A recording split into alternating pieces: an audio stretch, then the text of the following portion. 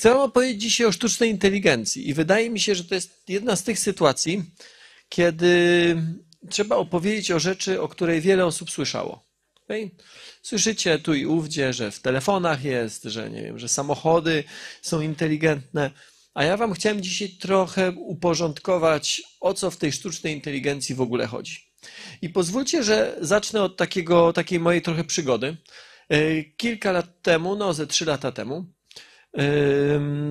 jeździłem po Warszawie samochodem, który był samochodem autonomicznym. To znaczy nie wymagał trzymania kierownicy. Okay? Miał wystarczająco dużo przyrządów, no, wystarczająco dobre oprogramowanie, żeby mu podać, gdzie się chce dojechać i on najlepszą drogę znajdował, no i po prostu jechał. I jak trzeba było, to zwalniał, jak trzeba było, kogoś przypuszczał, jak trzeba było, to wyprzedzał, czyli robił wszystko dokładnie to, co robi kierowca. Może z wyjątkiem tego, że nie przekraczał przepisów, jeździł przepisowo, zawsze włączał migacze, zawsze tam, gdzie trzeba było ustępować, ustępował. I w pewnym momencie w pewnym momencie właściciel tego samochodu mi powiedział coś takiego, była taka trochę sytuacja trudniejsza nieco na drodze, bo jakaś wąska droga, jakiś zakręt, naprzeciwka jechał tir i on mi powiedział, wiesz co, ten samochód jeszcze z 2 tygodnie temu chyba by tędy nie przejechał, to znaczy w sytuacji, w której samochód nie wie, jak sobie poradzić, po prostu się zatrzymuje. Okay? A tym razem przejechał. Ja mówię, no to okej, ale jakby to co się stało przez te 2 tygodnie? A on powiedział, on użył takiego stwierdzenia, chyba się nauczył. Przez 2 tygodnie chyba się nauczył tędy przyjeżdżać. I to mnie dosyć mocno zaintrygowało, bo jednak uczenie bardzo często kojarzy się, czy jeżeli mówimy o uczeniu, to mówimy raczej o człowieku. Ale co to znaczy, że samochód się czegoś nauczył? Ja go zacząłem o to dopytywać i on użył takiego porównania, znaczy on mi opisał jak gdyby ten proces. Samochody autonomiczne łączą się raz na dobę z chmurą, z siecią i tam w tej sieci wymieniają się doświadczeniami. Innymi słowy, każdy samochód jadąc rejestruje całą masę różnego rodzaju zmiennych. O drodze, o poboczu, o pogodzie, o innych samochodach, o tym, gdzie jest dziura, tego typu rzeczy rejestruje i on ich nie zatrzymuje tylko dla siebie. On się nimi dzieli z innymi samochodami. Jeżeli kiedykolwiek tą samą drogą będzie jechał inny samochód, to dla tego innego samochodu ta droga już będzie znana, bo już wcześniej otrzymał dane dotyczące tego przejazdu. I to dla samochodów jest nauka.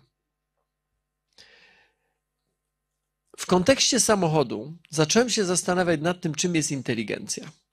I wydaje mi się, że z inteligencją jest trochę tak, że gdybym zaczął was pytać, czy wiecie, co to znaczy inteligencja, albo czy wiecie, co to znaczy, że człowiek jest inteligentny. Wydaje mi się, że większość z was, gdyby tylko chciałaby, podniosła rękę, że tak, że wie. Ale gdybyście mieli powiedzieć na głos definicję inteligencji na przykład, albo gdybyście mieli opisać, no, czym się charakteryzuje osoba inteligentna, to już to takie proste by nie było. Jest w polskim języku, być może w każdym języku, może kilkanaście takich słów, które bardziej rozumiemy niż wiemy. Bardziej rozumiemy, o co w nich chodzi, niż potrafimy je opisać. Takim innym przykładem jest chociażby słowo czas. Każdy wie, co to znaczy upływ czasu, albo że nie mam czasu, że czas płynie. Ale gdybym was zapytał, no dobra, no to jaka jest definicja czasu? Co to znaczy czas? To odpowiedź na to pytanie wcale prosta nie jest. I ona nie jest prosta nie tylko dlatego, że nie skończyliście jeszcze studiów na przykład, tak? Więc nie jesteście osobami z wykształceniem wyższym. To nie ma znaczenia. Fizycy, ja jestem z wykształcenia fizykiem, fizycy też mają gigantyczny problem z odpowiedzią na pytanie, czym jest czas. I tak samo jest z inteligencją. Jakiś czas temu na kartce zacząłem sobie wypisywać słowa, czy takie określenia, stwierdzenia, które kojarzą mi się z inteligencją. Kartka dosyć szybko się zapełniła i później zacząłem robić w tych notatkach trochę porządek. Niektóre określenia się powtarzały, inne spiąłem razem i po jakimś czasie takiego ćwiczenia doszedłem do wniosku, że w gruncie rzeczy inteligencja jest dla mnie tymi 4 punktami. czy wiąże się z tymi 4 punktami, które wam wypisałem. Zdolnością do analizy, zdolnością do adaptacji i tak dalej. Jeżeli jest tak, że to jest inteligencja, to ten samochód, którym jechałem, był inteligentny. Dlatego, że z całą pewnością potrafił analizować swoje otoczenie. Samochody tego typu na pokładzie mają nawet kilkaset czujników różnego rodzaju po to, żeby analizować swoje otoczenie. Z całą pewnością potrafił się zaadoptować, potrafił się dostosować do sytuacji, w której się znajduje. I to nie tylko do tych sytuacji, w których kiedyś się już znalazł, więc wystarczyło sobie to przypomnieć. Nie. On potrafi się adoptować, on potrafi się dostosować do sytuacji, w której nigdy wcześniej nie był. I przykładem jest chociażby ta droga, o której wam mówiłem. On w tej sytuacji nigdy tą drogą nie jechał. Słońce zachodziło, z naprzeciwka jechał tir, nie wiem, tu jakaś dziura była. On nigdy w tej sytuacji nie był, ten samochód, ale sobie poradził. Dlatego, że miał dane skądinąd. Okay? I to a propos 3. punktu, czyli zdolność do uczenia się. Uczenia, pozyskiwania informacji, no to te czujniki, ale także zdolność do analizy tych informacji. Bo to, że my zarejestrujemy dużo danych, to jest tylko połowa sukcesu. Druga połowa, a być może nawet więcej niż połowa, to jest, czy my potrafimy z tych danych zrobić jakikolwiek użytek. Bo wiecie, no, w szkole też się uczycie wielu rzeczy i to jest pierwszy krok. Ale krok drugi, żeby dostać dobrą ocenę albo żeby być docenionym, to jest to, czy wy je rozumiecie, czy wy potraficie z nich robić użytek, czy wy je potraficie zastosować, albo jak mówią inni, czy potraficie łączyć kropki. W gruncie rzeczy, jak przeczytacie encyklopedię całą, to też będziecie mieli mnóstwo informacji, ale to jeszcze wcale z was nie czyni mądrych ludzi. Mądrzy są ci, którzy potrafią pozyskane informacje wykorzystać, przeanalizować i wykorzystać. Okay? Natomiast zdolność do rozwiązywania problemów, no właśnie, to jest w zasadzie ten samochód też taką zdolność miał. I w tym kontekście, ale nie tylko w tym kontekście, zastanawiałem się, czy tylko ludzie mogą być inteligentni. Bo to jest ciekawe zagadnienie. My mówimy na przykład często gdzieś tam w reklamach, że to jest inteligentny materiał. Okay? Czy materiał może być inteligentny? To jest troszeczkę takie tłumaczenie błędne z języka angielskiego, bo w języku angielskim innym słowem jest inteligentny, a innym słowem mądry, czy taki sprytny. Jeden jest intelligent, a drugi jest smart. I mówimy raczej o smart materials. Materiały takie właśnie mądre, ale mądre nie pozyskaną wiedzą, tylko raczej takie sprytne. Na polski to często jest tłumaczone na inteligentny, to z inteligencją nie ma nic wspólnego. Natomiast czy tylko ludzie mogą być inteligentni? To jest takie pytanie, które sobie zadaję, chociażby w kontekście tego samochodu. Albo drugie, to jest też takie słowo, które trudno zdefiniować, osobowość. Co my mamy na myśli, mówiąc osobowość? Zobaczcie teraz krótką taką animację. Wydaje się, że podstawowe pytanie nie brzmi, czy zmierzamy do wynalezienia sztucznej inteligencji, lecz kiedy odbędziemy prawdziwą rozmowę z inteligentnym bytem, który jest świadomy. Ale czym właściwie jest lub będzie sztuczna inteligencja? Czym jest świadomość? Czy to nasza, czy też sztuczna, komputerowa? Co dokładnie mamy na myśli, mówiąc o sztucznej inteligencji? Trudno na te pytania odpowiedzieć, a gdzie wiele niewiadomych, tam skradają się lęki i obawy. O pewnych sprawach jednak cokolwiek wiemy. Dzisiaj piszemy programy komputerowe, aby usprawniać liczenie, szacowanie, przyspieszać pracę i ułatwiać sobie codzienne życie. Nasz laptop czy smartfon to tak naprawdę zaawansowane liczydło. Daje mu zadanie, a maszyna używa swoich instrukcji, aby je wykonać. Nie zrobi nic, co wykracza poza jej kompetencje. Telefon nie przygotuje nam kawy, ekspres nie poprowadzi samochodu po autostradzie, a komputerowy program do przeglądania internetu nie odtworzy muzyki. Pojawiają się jednak znacznie bardziej skomplikowane programy. Ich bazą są algorytmy. Nawet dla specjalistów są one nieco zagadkowe. Algorytm to takie pudełko. Inżynier czy informatyk tworzy pewne założenia, jak w tym pudełku mają powstawać połączenia między informacjami. Przykład? Taki algorytm może proponować tytuły filmów, które spodobają się konkretnej osobie. Musi tylko poznać jej gust. Żeby zadziałał, musi też wiedzieć, jakie filmy osoba już obejrzała i jakie ocenia. W wyniku łączenia tych informacji pudełko wypluwa filmowe propozycje. W skrócie, wiemy, jakie dane wpadają do pudełka i jakie z niego wychodzą. Jednak to, jak informacje były łączone ze sobą, jak przepływały między elementami algorytmu, jaką drogę przebyły, to wszystko jest tak złożone, że niemożliwe jest śledzenie tego procesu przez człowieka. To jest coś, co zawsze wzbudza takie troszeczkę kontrowersje, no bo mówimy tak, budujemy jakieś urządzenie i nie do końca wiemy, jak ono działa. Nie do końca wiemy, czy w tym pudełku, co tam się dzieje. Ale z drugiej strony też nie do końca wiemy, co dzieje się w naszym mózgu. Nasz mózg, oczywiście my rozumiemy z grubsza, jak on działa. My wiemy, gdzie są jakie ośrodki, z różnych eksperymentów, no głównie z badania ludzi po wypadkach wiemy, że jak niektóre ośrodki zostają uszkodzone, no to wtedy się dzieje to albo tamto. Z grubsza to ogarniamy. Ale gdybyśmy chcieli powiedzieć, jaka jest droga impulsu nerwowego, albo gdzie zapamiętana jest informacja o czymś, na przykład z imieniem osoby, którą się szczególnie lubi, szczególnie ceni, to my nie znamy odpowiedzi na to pytanie. My nie rozumiemy procesu zapamiętywania i analizy danych przez ludzki mózg. Dokładnie tak samo, jak nie rozumiemy tego procesu w algorytmach, czy przez algorytmy.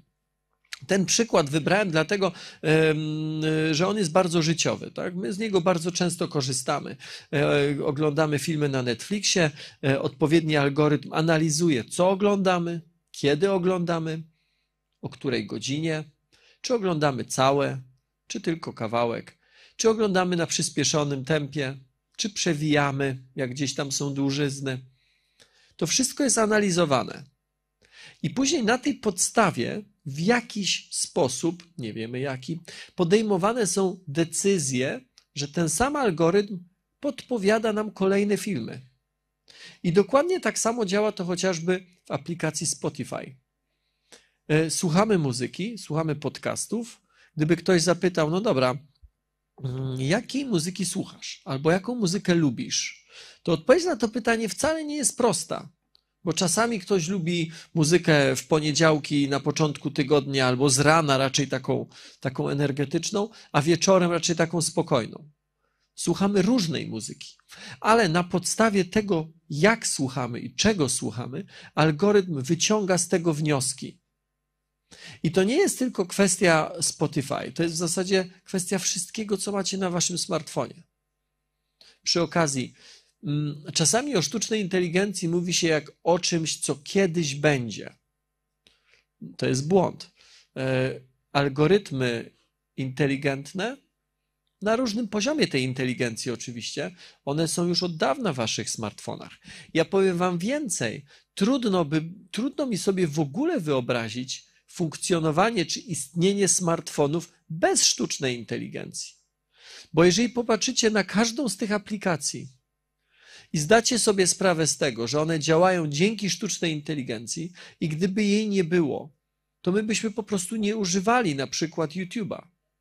Bo my używamy YouTube'a rzadko po to, żeby z palca napisać, czego konkretnie szukamy. Zwykle używamy zupełnie inaczej. Zwykle wchodzimy, otwieramy YouTube'a, ale dokładnie tak samo jest z Instagramem, dokładnie tak samo jest z TikTokiem i czekamy, co algorytm nam zaproponuje. I jak zaproponuje, to sobie scrollujemy i sobie oglądamy, a algorytm tym naszym scrollowaniem się uczy. Uczy się nas. Gdybyśmy wzięli telefon kolegi i koleżanki i zaczęli przeglądać na przykład Instagrama, mogłoby się okazać, że to w ogóle jest nudne i bez sensu. Bo ten algorytm jest skrojony pod kolegę i koleżankę, okay? a nie pode mnie. Analiza dużych zbiorów danych, bo to jest właśnie analiza zbiorów danych. To jest dokładnie to samo, co w tym samochodzie. Mamy kilkaset czujników. Te czujniki rejestrują ogromne ilości danych. I to jest pierwszy krok. Drugi krok to trzeba je sprawnie przeanalizować. zrozumieć, co w tych danych jest. I krok trzeci, wyciągnąć z tych danych wnioski. I te 3 kroki to tak naprawdę jest definicja sztucznej inteligencji. Analiza dużych zbiorów danych i wyciąganie z nich wniosków. Jakiś czas temu w Stanach Zjednoczonych przeprowadzono taki eksperyment, to już było kilka lat temu. Wzięto wszystkie dane, które miasto Santa Cruz rejestrowało, miało w różnych bazach danych i te dane nie były jakoś z sobą spięte i postanowiono sprawdzić, jakie jest prawdopodobieństwo popełniania przestępstw w różnych częściach miasta. Oficer dyżurny w komendzie miejskiej policji na dużej mapie miasta, na której normalnie miał tam pozaznaczane, gdzie są patrole, na której jak zdarzyło się jakieś przestępstwo albo jakiś wypadek i ktoś zadzwonił, to tam to było na tej mapie miasta zaznaczane, on wtedy widział, gdzie jest najbliższy patrol, więc tam go kierował i tak dalej. Na tej mapie zaczęły się wyświetlać prawdopodobieństwa popełnienia przestępstw. Obliczał je odpowiedni algorytm.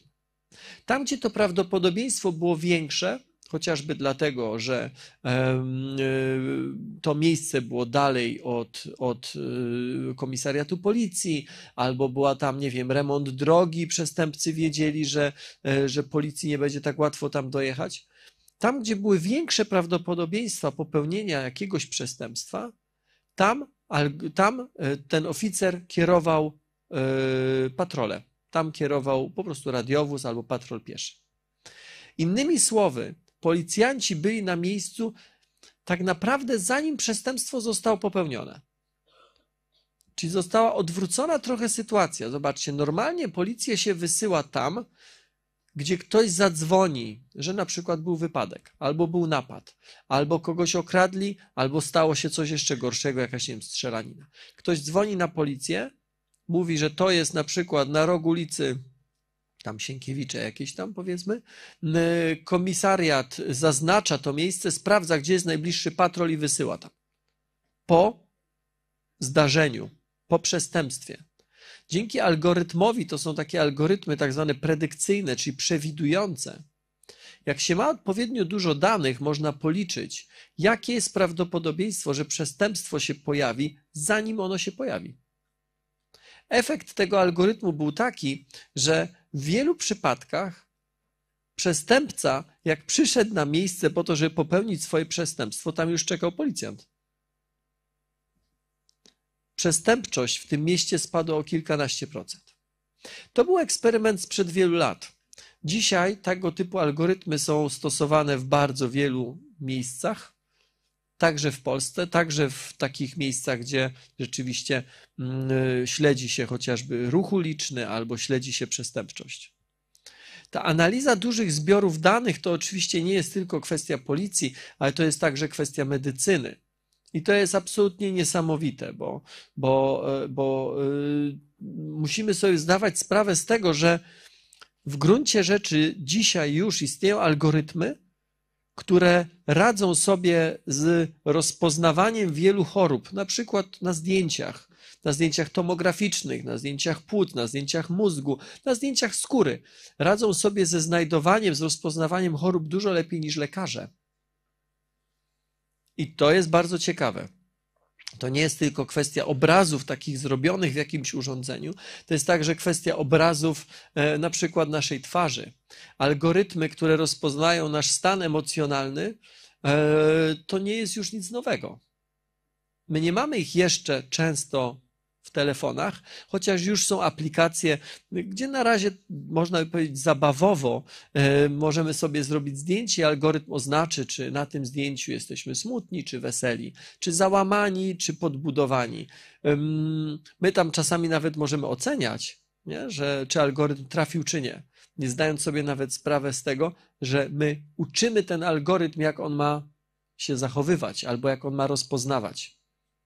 Czy w przyszłości to algorytmy, a nie lekarze, na przykład psychoterapeuci albo psychiatrzy będą oceniali nasze stany emocjonalne? Być może tak będzie. Być może tak będzie. Na kanale Nauka to Lubię, który prowadzę, możecie znaleźć film, takie spotkanie z dwójką młodych ludzi, którzy założyli startup i w ramach tego startupu stworzyli tak zwanego wideobota, bardzo zaawansowany program komputerowy, który rozpoznaje stany emocjonalne u dzieci. I on jest wyspecjalizowany jako taki, powiedziałbym, internetowy czy cyfrowy terapeuta, wyspecjalizowany w tym, żeby pomagać dzieciom z zaburzeniami lękowymi, zaburzeniami depresyjnymi, ale po to, żeby mógł pomóc, on musi najpierw rozpoznać stan emocji i stan zdrowia na twarzy dziecka. Nie tylko jakby jego obraz, ale także jak mówi, jak się zachowuje. Najpierw go trzeba było tego nauczyć. I rzeczywiście ta nauka algorytmów jest czymś absolutnie niesamowitym. Okay. Osobnym takim miejscem, gdzie algorytmy sztucznej inteligencji w przyszłości będą, myślę, mocno stosowane, jest edukacja. Ja byłem kilka lat temu w szkole takiej w Szanghaju, gdzie dzieci miały na głowach takie opaski. To nie jest zdjęcie z tej szkoły, to jest zdjęcie, jakiś print screen z YouTube'owego filmu. Ja nie mogłem tam robić zdjęć, więc wybaczcie, ale po prostu ściągnąłem zdjęcie z internetu, czy zrobiłem po prostu z filmu zdjęcie. Dzieci mają takie opaski, zobaczcie, na tych opaskach są światełka, są diody. W zależności od koloru tej diody nauczyciel widzi, czy dziecko jest skoncentrowane, czy nie.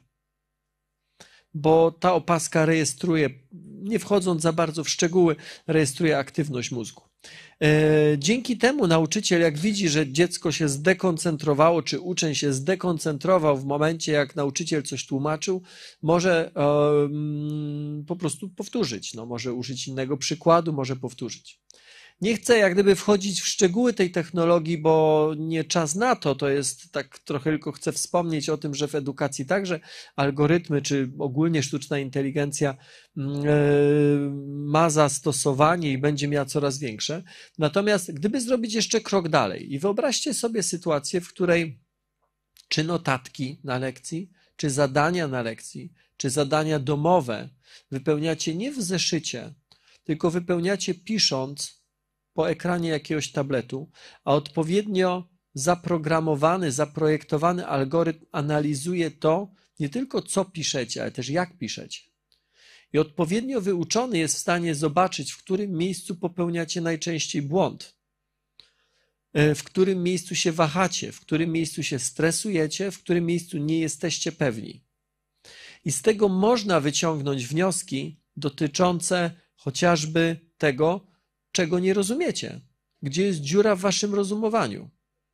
Bo być może jest tak, że na fizyce w klasie 8 macie kłopot nie dlatego, że nie rozumiecie fizyki, tylko dlatego, że na matematyce kilka lat wcześniej, wtedy kiedy nauczyciel omawiał działania na ułamkach prostych, nie wiem, może byliście chorzy, może zaspaliście na tą lekcję, może zdekoncentrowaliście się, może za oknem było coś ciekawszego niż zwykle jest, niż na lekcji.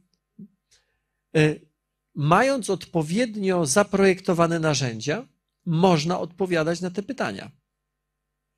Czy to jest dobry pomysł, żeby to robić? To jest zupełnie inny temat. Ja tylko pokazuję możliwości pewnej technologii, mając świadomość, i myślę, że wy tą świadomość też macie, że każda technologia ma oczywiście też złe strony. Okay. Jakiś czas temu w Stanach Zjednoczonych miał miejsce wypadek. Kobieta została potrącona przez samochód, który był samochodem autonomicznym. I pojawiła się taka informacja o tym, że no to jest pierwsza ofiara sztucznej inteligencji. Ja raczej bym powiedział, że szanse tej osoby były dużo większe na przeżycie, przez to właśnie, że to był samochód autonomiczny. Ona rzeczywiście wybiegła przed samą maskę. Człowiek jadący za kółkiem nie potrafi podejmować takich decyzji, nie ma tak szybkich reakcji jak algorytm, więc jej szanse były większe właśnie przez to, że tam siedział algorytm, to znaczy, że tam było urządzenie, które dużo szybciej reaguje. No mimo wszystko nie udało się tej pani uratować, ona zmarła. I w nagłówkach wielu mediów pojawiła się taka informacja, że to jest pierwsza ofiara sztucznej inteligencji. Ja się nie zgadzam z tym tytułem, rozumiem, że to jest taki tytuł, jak się pojawia, to każdy w to kliknie. Natomiast no, to, że samochód jest autonomiczny, nie oznacza, że on przeczy prawom fizyki. Tak? Znaczy, mamy pewną bezwładność, samochody nie zatrzymują się w miejscu, jak jadą. Ale dlaczego to pokazuję? Bo kluczowym pytaniem, jakie dzisiaj sobie zadajemy, jest pytanie, jak nauczyć algorytmy podejmowania decyzji. I pokazuję ten przykład samochodem, żeby wam opowiedzieć o pewnym paradoksie, który kilka lat temu jeszcze był takim czysto akademickim paradoksem. To znaczy ludzie dyskutowali na jego temat, ale bez wiary, że kiedykolwiek rzeczywiście będziemy mieli z tym problem. Otóż dzisiaj to już jest konkretny problem.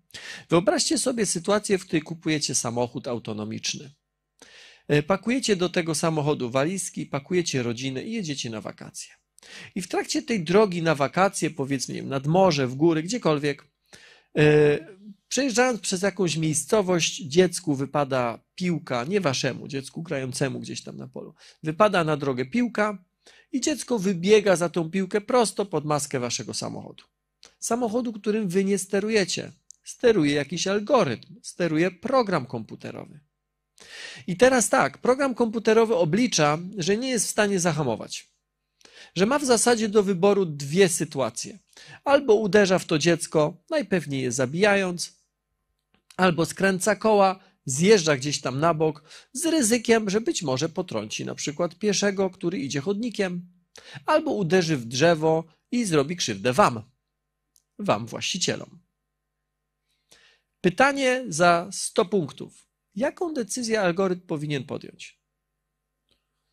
My się nie zastanawiamy nad tym, jak za kółkiem siedzi człowiek. Z prostego powodu. Człowiek w takich sytuacjach nie podejmuje racjonalnych decyzji. Człowiek w takich sytuacjach działa odruchowo i instynktownie. Bardzo często, jak dojdzie do takiej sytuacji i dojdzie do jakiegoś nieszczęścia i wypadku, kierowca mówi: w ogóle nie pamiętam tej chwili. W ogóle jej nie zarejestrowałem.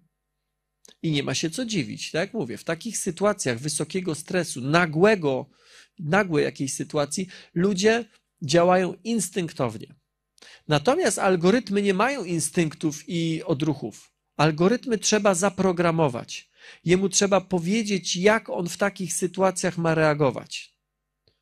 A jak ma reagować w takich sytuacjach? Jak chociażby ta opisana? Czy ma liczyć, gdzie, w jakim scenariuszu zginie więcej osób? Czyli ma policzyć, ok, ja mam na pokładzie 4 osoby w aucie, to dziecko jest jedno, to uderzamy w dziecko. Tak? Czy może ma liczyć, nie wiem, średnią wieku? Że jak jest dziecko, to nie, ale jakby była staruszka, to tak? Każda odpowiedź na to pytanie jest złą odpowiedzią, a my nie wiemy, gdzie jest dobra. Samochody autonomiczne to jest technologia, która już dawno jest gotowa, a jednak my nimi nie jeździmy. Nie dlatego, że ta technologia nie jest jeszcze doskonała, tylko dlatego, że my nie potrafimy odpowiadać na takie pytania. Skoro nie potrafimy na nie odpowiedzieć, to nie potrafimy zastosować i stworzyć odpowiednich przepisów prawnych. Kto jest winny w sytuacji, w której samochód autonomiczny kogoś potrąci? Czy jest winny ten, który siedział w tym samochodzie, choć niczego przecież nie dotykał? Czy jest winny ktoś, kto samochód skonstruował? Czy winny jest ktoś, kto napisał oprogramowanie? A może firma, która dostarczyła czujniki? Nie ma odpowiedzi na to pytanie? W związku z tym nie ma odpowiednich przepisów prawnych, w związku z tym jeździmy samochodami, które wymagają kierowcy. Co było pierwszym wynalazkiem człowieka? Najprawdopodobniej pięściak, czyli obrobiony kamień używany na przykład do polowania. A co będzie naszym ostatnim wynalazkiem? Może prawdziwa sztuczna inteligencja? Pofantazjujmy. Jej narodziny sprawią, że ludzie nie będą już najinteligentniejszymi stworzeniami na Ziemi. Sztuczna inteligencja szybciej rozwiąże problemy, z którymi borykamy się od dawna i wyjaśni tajemnice materii, które nam wydają się czarną magią. Życie na Ziemi zmieni się wówczas wówczas diametralnie. Nasz rozwój może przyspieszyć, jeśli sztuczna inteligencja okaże się przyjazna, ale to nie jedyny scenariusz. Najtęższe głowy na Ziemi malują naszą przyszłość w czarnych barwach i narodziny sztucznej inteligencji porównują do odkrycia Ameryki. Cywilizacje zamieszkujące nowy świat uległy zagładzie, bo były mniej rozwinięte. To samo może czekać ludzkość. Tymczasem prace nad stworzeniem sztucznej inteligencji prowadzone są w wielu krajach, a eksperci nazywają je nowym wyścigiem zbrojeń. Stany Zjednoczone, Rosja i Chiny. Kto pierwszy minie linię mety, otworzy nowy rozdział także w dziejach konfliktów militarnych, które coraz częściej toczą się w świecie cyfrowym. Czy tak będzie wyglądała przyszłość? Tego nikt nie wie. Tego nikt nie wie. I tym pytaniem, a w zasadzie częściowo odpowiedzią, chcę zakończyć mój wykład. Także bardzo Wam dziękuję za cierpliwość.